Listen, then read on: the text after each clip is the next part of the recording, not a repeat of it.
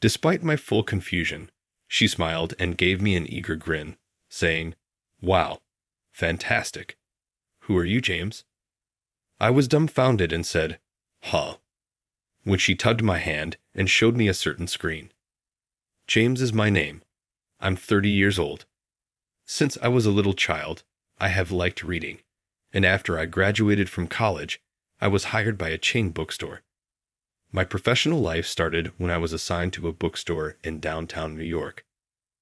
Being surrounded by books was a lot of joy, and I felt like I had discovered my vocation when I talked to clients about books. After 5 years of employment, I was promoted to head office after my sales performance was acknowledged. It was a promotion. I've worked at the headquarters for 3 years, and today I'm working with sales data as usual. Mike, my boss, once requested me to get the documents ready for a crucial meeting. He asked me to take a specific regional store's sales data and graph it. Clearly, the data came from a store that wasn't doing well. "This is Mike." As Mike passed by, I yelled out to him and inquired about it. Mike, a mildly attractive man in his early 40s, remarked, "Oh, we're debating whether to close that store," while clumsily scratching the back of his head. He looked at my laptop and said, "The data doesn't look good." On a previous trip, I had already traveled to this location and visited the store. It stood in a corner of a dilapidated retail area. I was graciously assisted by a lovely woman my age when I inquired about a book. Despite her lack of friendliness, she was well versed in lesser-known writers. "I've been there. It has many books and is a little larger," I whispered. "It would be sad if it vanished." Mike gave a nod. "The demise of physical stores is disheartening. Extract the info for me, please." As he went back to his desk, he patted my shoulder and scratched his head, saying, "Thanks." He has a propensity of scratching his head when he's angry. It's likely that he also doesn't want to discuss closing the store. There is a noticeable drop in reading, and retailers all over the world are having trouble keeping up with the popularity of ebooks and the ease of online shopping. With a groan, I started working on the data extraction. Mike called me a few days later. "Is it hard to say something?" As I saw him using both hands to scratch his head, I thought, "James, can you transfer to that store that's up for closure?" he asked, looking at me as though he was making up his mind. It came out of nowhere. He continued to stroke his head, and I was so stunned that I was unable to speak. "I apologize. It would be unfortunate to lose it because it is the only store in that area. I merely thought of you when the head office proposed sending someone. You mentioned that you would be upset if the store closed, correct?"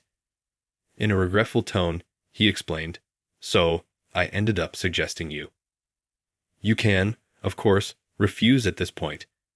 I'm capable of managing it. However, your sales record is what took you to the main office, correct? Perhaps you might do better on the sales floor," I thought. As I listened to his words, I was astounded. "But, I'm sorry. I know you just got a head office position. I'll try to keep your benefits the same."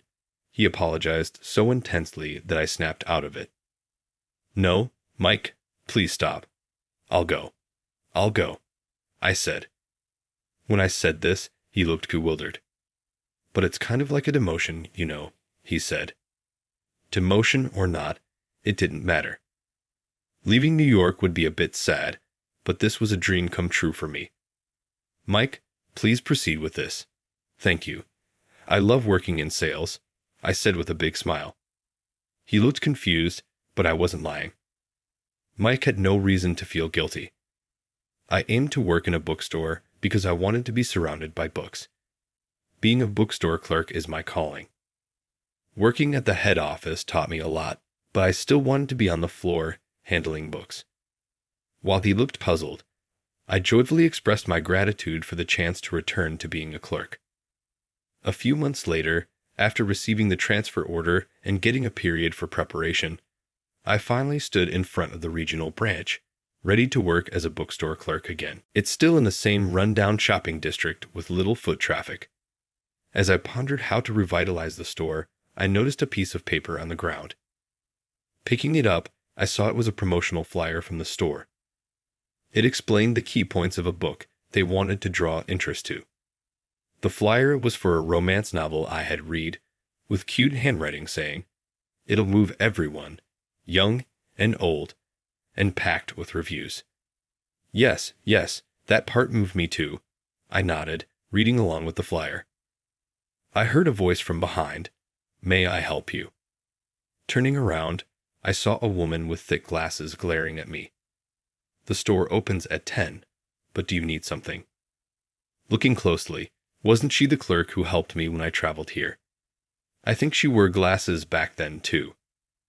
"Are you a clerk here?" I asked. She nodded. "I'm starting here today. My name is James," I said, raising my voice a bit. She flinched a little. "Ah, are you the one transferring from the head office?" Saying this, she apologized. "My deepest apologies. I'm Emily, the manager here. Nice to meet you." Her polite greeting left me confused. She's the manager, and I'm just an employee. Why is she being so formal? As I pondered, she spoke hesitantly. "We haven't met the targets set by the head office. I'm truly sorry you've come all the way here because of that." Hearing this, I panicked. "No, I came from the head office, but it's just a regular transfer. I'm not here in any senior position."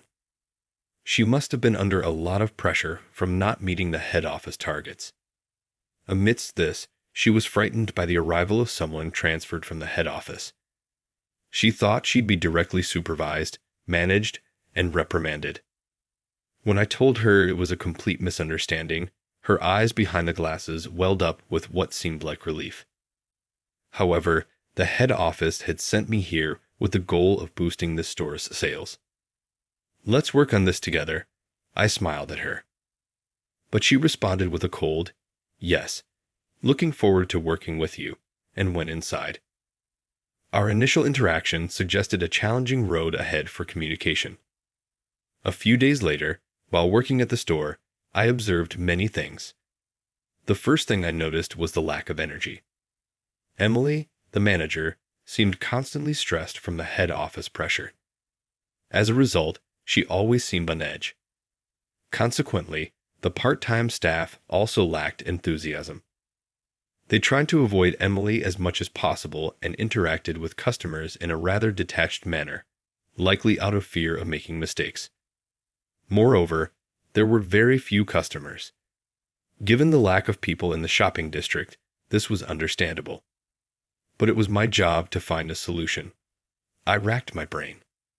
For now, I decided to tweak the promotional pop a bit. The PO I found on my first day had excellent content about the novel with wonderful, relatable comments. However, only if you read it all. The small text was densely packed. While you could feel the creator's love for the book, reading all of it without prior interest would be tough. But I liked this POB. I felt not only the love, but also the kindness of the person who made it.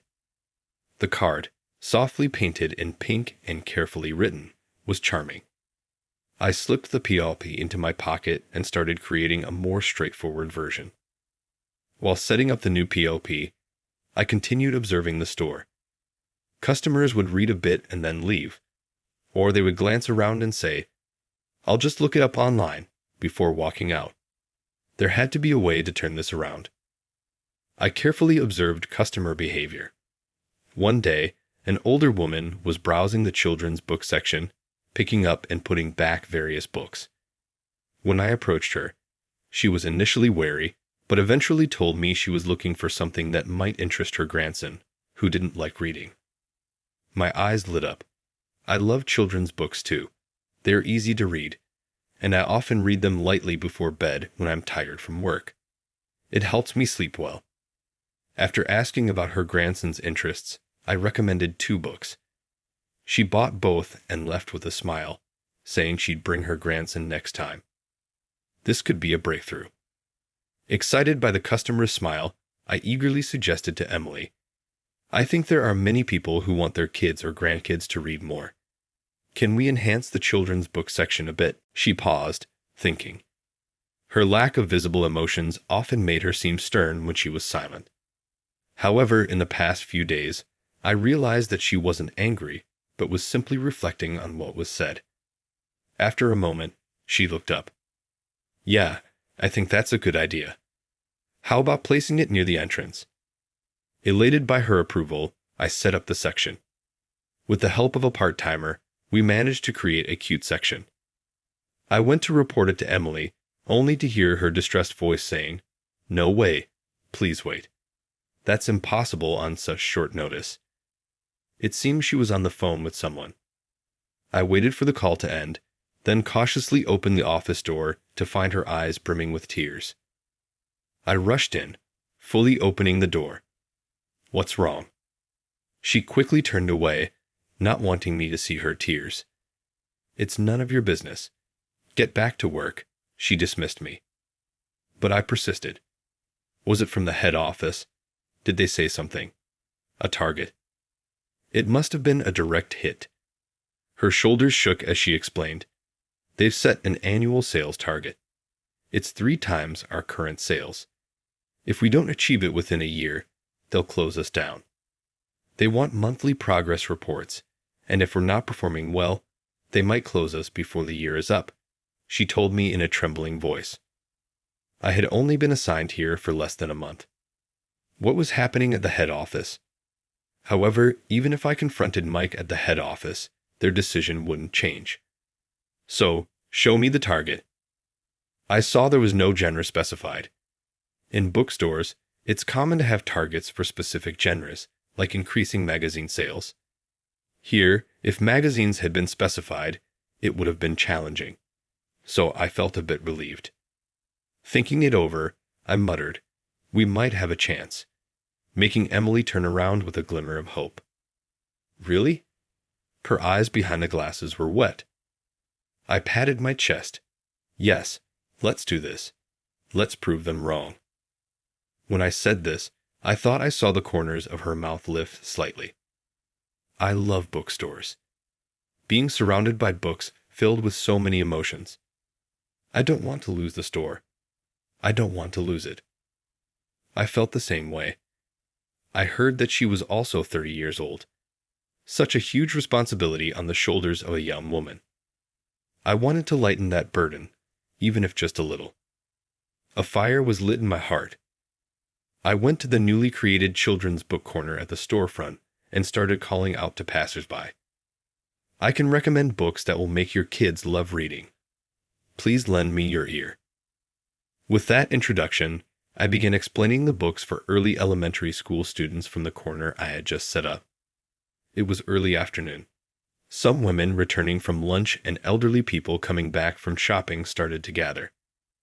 As I was explaining, some customers asked the part-timer, "Where's that book he mentioned?" This set off a chain reaction, with many people picking up various books. When I couldn't keep up with the demand, I called for help, and Emily came out.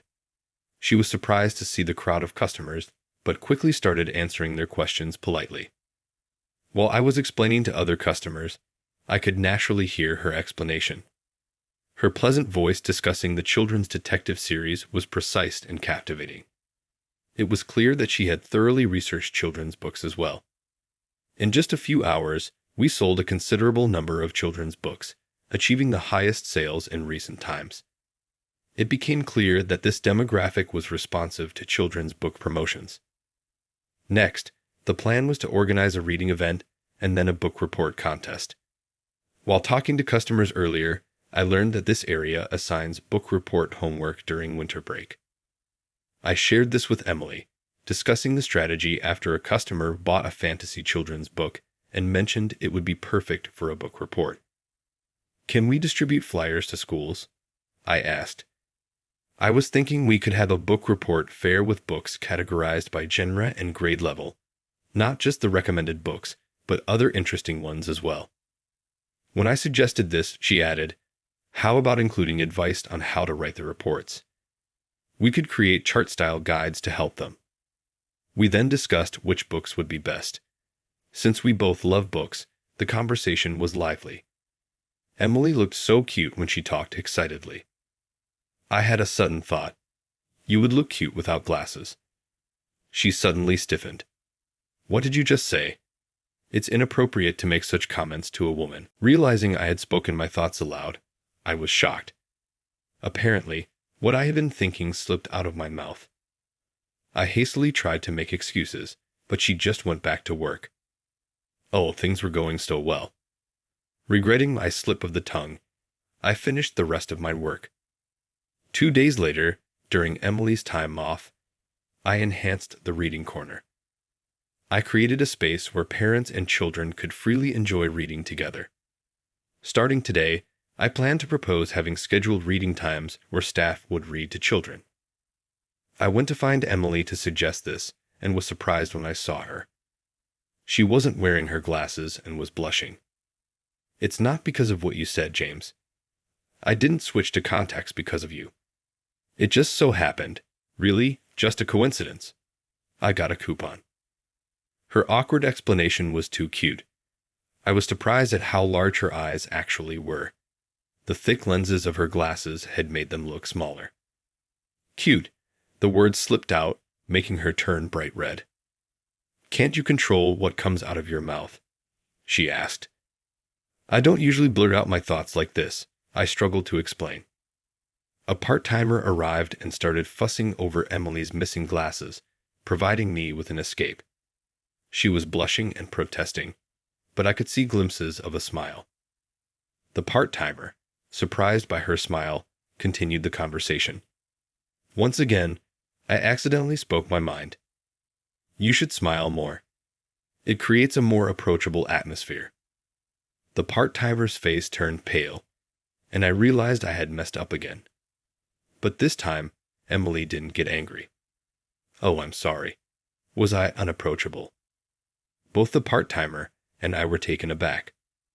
Although our conversation ended as the workday began, seeing Emily practicing smiling in front of the mirror filled my heart with a warm feeling, something I kept to myself.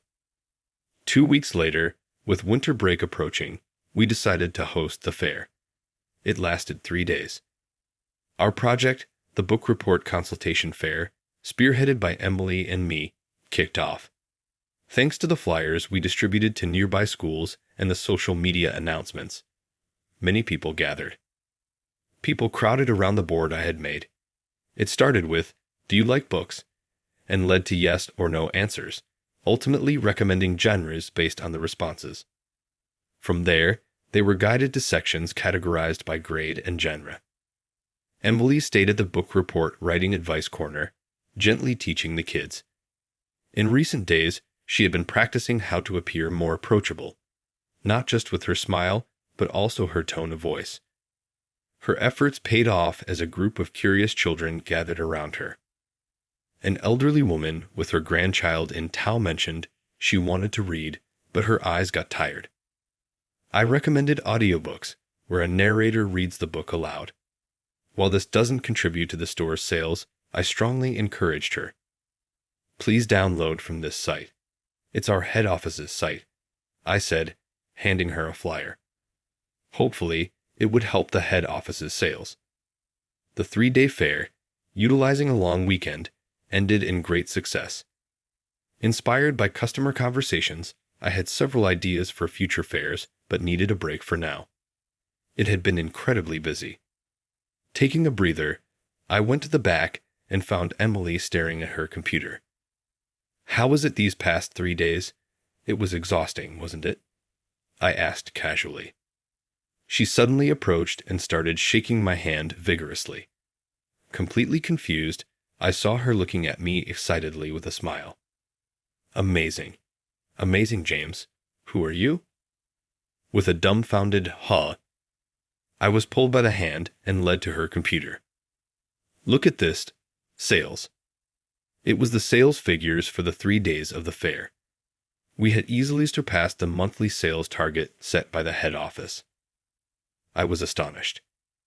There are so many parents and children struggling with book reports, I remarked. Emily enthusiastically patted my back. No, look at these numbers. Just 3 days. It's unbelievable, James. You're amazing. Despite her excitement, I couldn't fully grasp it. This success was a team effort, and we just happened to hit the mark with the book report theme. Although I had several ideas for future fairs, we needed to ensure people regularly visited the store to achieve our yearly goal. I hadn't figured that out yet. When I mentioned this, she sighed and sat down. "You're so calm." I felt it too when customers said, "We'll come back." It wasn't just polite talk. They genuinely meant it, she said. Emily, having interacted with many customers, could sense these things. Her intuition might be trustworthy. "You're amazing." I would never have thought of the fair on my own. I was hesitant about the reading corner, wondering who would do the reading, but people were satisfied with my amateurish reading, she admitted. I couldn't help but protest. "You're not an amateur." She laughed. She had smiled more in the past few days than I ever thought possible. "I'm an amateur. I love books, but hated reading textbooks aloud in school." "No, you're a book lover and an expert," I replied. She looked surprised. "I actually visited this bookstore once on a trip and asked about a somewhat obscure author. You explained it in detail. I thought you knew everything." I wasn't sure if it was her, but Emily confirmed it was. "Tom Johnson." I jumped in surprise. "Wait, you remember that?" I had indeed asked about that author. It's rare to find his books in bookstores, so I was surprised to see them there. "I love that author too," I said. "That's why I was so happy to be asked about him. It's amazing that we share the same favorite author." I took out the pop I had kept in my pocket. It was the one I found on my first day at this store. Seeing her expression, I was certain. "You wrote this pop, didn't you, Emily?" She nodded shyly. "I know it's hard to read, but once I start writing, I can't stop." It's ironic that someone who teaches how to write book reports writes such messy texts. Seeing her dejected expression, I couldn't help but smile. I love it. It's full affection for the book. I thought whoever wrote it must be a kind person. When I said this with a smile, she turned away. "Sorry, it's not written by a kind person," she replied. Her comment made me laugh. "What's so funny?" she asked. "You're kind and cute, just as I imagined from the pop."